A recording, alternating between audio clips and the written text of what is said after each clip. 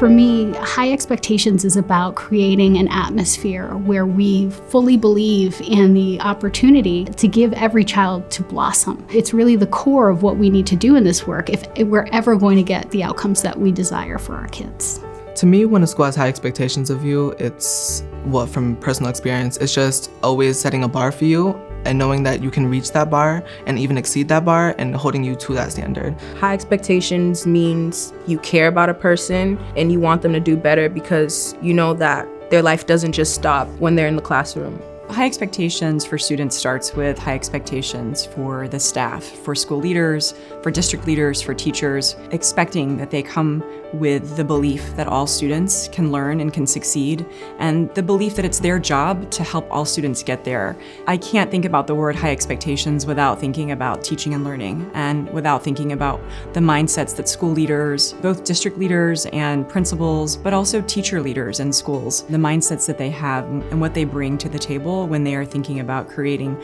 the most innovative school possible for students. For me, high expectations is all of the things I inherently want for and expect for my own children, that as instinctive as those desires are, that every person in my organization, starting with me, has those same instinctive and very real mindsets and orientations to all of our students. So that means starting in very different places with students, and I think it also means uncovering different supports and resources that students need,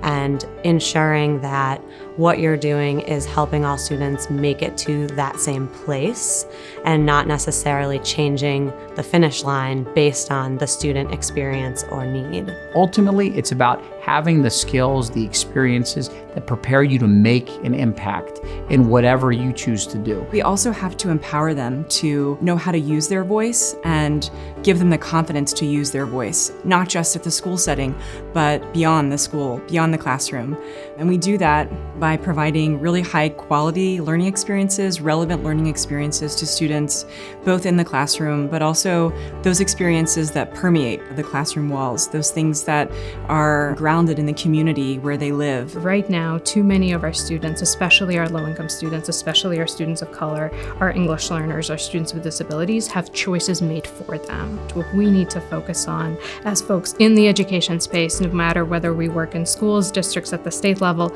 in advocacy outside the system, should really be all about how do we make it possible for students to make those choices for themselves immediately after high school or even years down the line. We can talk about different kinds of curriculum and different programs, but we have to start from a much more basic place. Do we believe and do we have the expectation that every child, regardless of their socioeconomic background or condition, is capable of learning, is capable of proficiency? What we do know is that talent is equitably distributed, but opportunity is not. So unless we start from a place where we believe that that talent is there,